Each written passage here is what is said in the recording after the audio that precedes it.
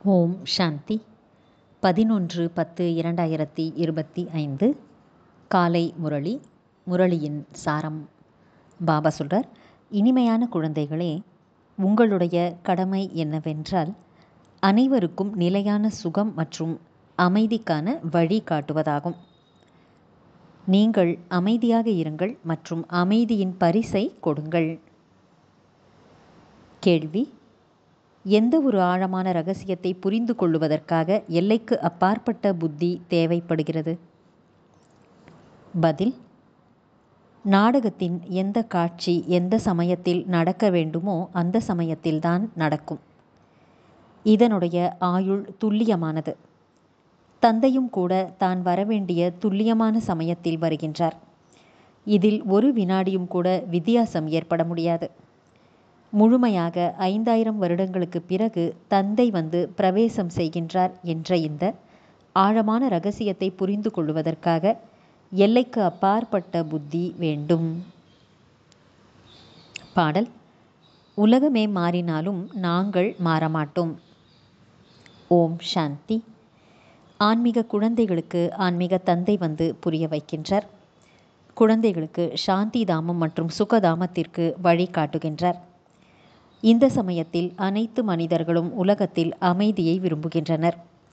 ஒவ்வொரு தனிப்பட்டவரும் விரும்புகின்றார் மற்றும் உலகிலும் கூட அனைவரும் அமைதியை விரும்புகின்றனர்.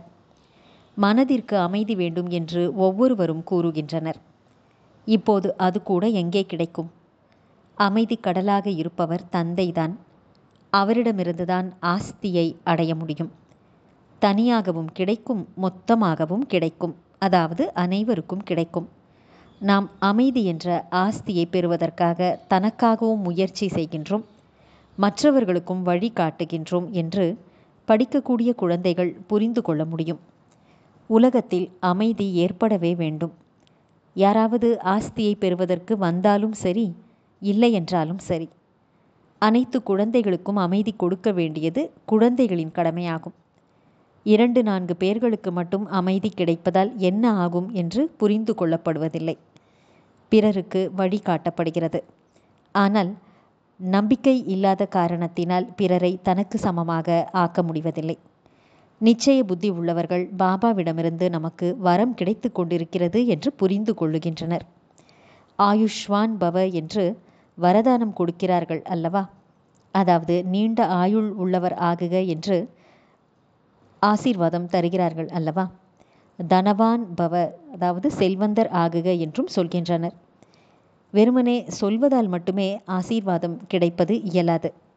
ஆசீர்வாதத்தை கேட்டார்கள் என்றால் அவர்களுக்கு புரிய வைக்கப்படுகிறது. அதாவது உங்களுக்கு அமைதி தேவை என்றால் இவ்வாறு நீங்கள் முயற்சி செய்யுங்கள். முயற்சியின் மூலம் அனைத்தும் கிடைத்துவிடும். பக்தி மார்க்கத்தில் எவ்வளவு ஆசீர்வாதங்களை பெறுகின்றனர்.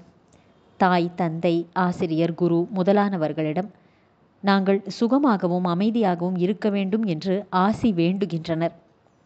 ஆனால் இருக்க முடியாது. ஏனென்றால் இவ்வளவு அளவற்ற மனிதர்கள் உள்ளனர். அவர்களுக்கு சுகமும் அமைதியும் எப்படி கிடைக்கும்? சாந்தி தேவா என்று பாடவும் செய்கின்றனர். ஓ பரமபிதா பரமாத்மா, எங்களுக்கு அமைதியின் பரிசை கொடுங்கள் என்று புத்தியில் தோன்றுகிறது.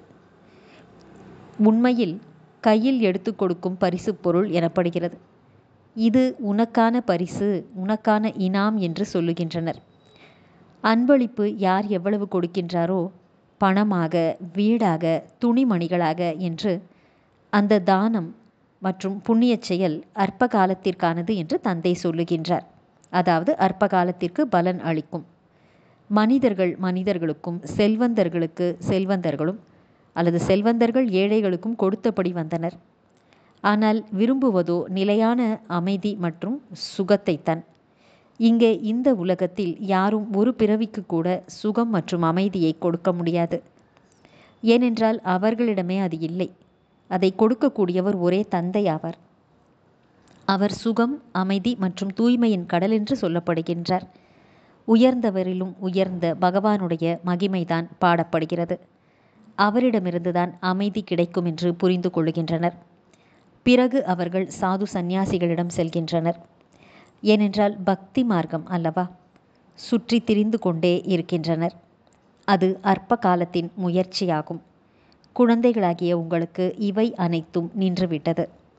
எல்லைக்கு அப்பாற்பட்ட தந்தையிடமிருந்து 100% தூய்மை, சுகம் மற்றும் அமைதியின் ஆஸ்தியை அடைய முடியும் என்று நீங்கள் எழுதி வைக்க முடியும். இங்கே 100% தூய்மையற்ற நிலையும் துக்கமும் அசாந்தியும் உள்ளது. ஆனால் மனிதர்கள் இதை புரிந்து கொள்வதில்லை. நல்லது. தாரணைக்கான முக்கியமான சாரம்.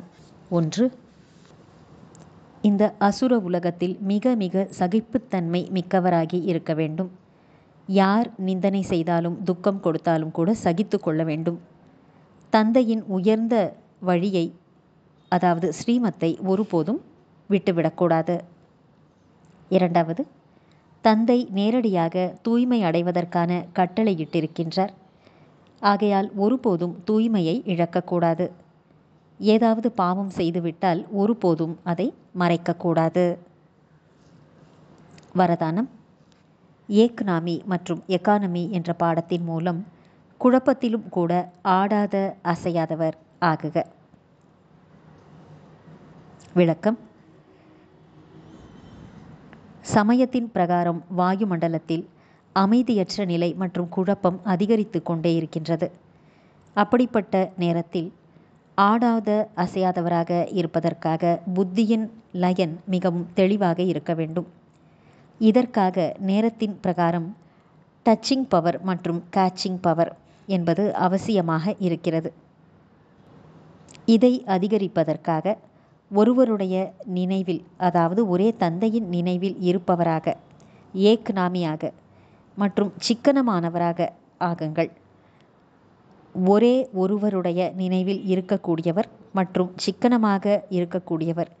இவ்வாறு இருக்கும் குழந்தைகளின் புத்தியின் கோடு தெளிவாக இருக்கின்ற காரணத்தினால் பாப்தாதாவின் வழிகாட்டுதலை அவர்கள் சகஜமாக கிரகித்து கொள்ள முடியும்.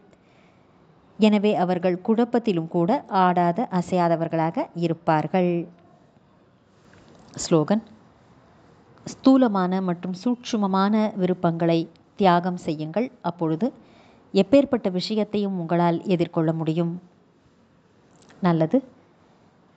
இனிமையிலும் இனிமையான, வெகு காலம் கழித்து காணாமல் போய் மீண்டும் தேடி கண்டெடுக்கப்பட்டுள்ள செல்லமான குழந்தைகளுக்கு தாயும் தந்தையுமான பாப்தாதாவின் அன்பான நினைவுகள் மற்றும் காலை வணக்கம். ஆன்மீக குழந்தைகளுக்கு ஆன்மீக தந்தையின் நமஸ்காரம். ஆன்மீக தந்தைக்கு ஆன்மீக குழந்தைகளின் நமஸ்காரம். அவ்யக்த சமிக்கை. தனக்காகவும் மற்றும் அனைவருக்காகவும் மனதின் மூலம் யோகத்தின் சக்திகளை பயன்படுத்துங்கள். இப்பொழுது மனதின் தரத்தை அதிகரித்தீர்கள் என்றால் தரமான ஆத்மாக்கள் உங்கள் நெருக்கத்தில் வருவார்கள்.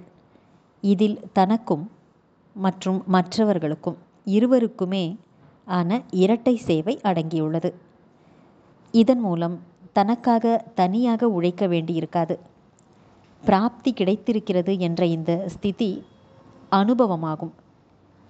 இந்த சமயத்தின் சிரேஷ்டமான பிராப்தி என்னவென்றால் சதா சுயம் தான் சர்வ பிராப்திகளில் நிரம்பியவராக இருப்பது மற்றும் மற்றவர்களையும் நிரம்பியவராக ஆக்குவது என்பதாகும். நல்லது. ஓம் சாந்தி.